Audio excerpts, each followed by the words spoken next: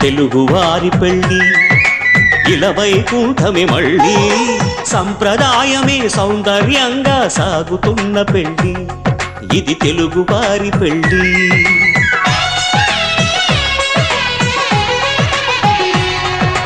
తెలుగువారి పెళ్ళి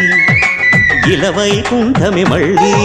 సంప్రదాయమే సౌందర్యంగా సాగుతున్న పెళ్ళి ఇది తెలుగువారి పెళ్ళి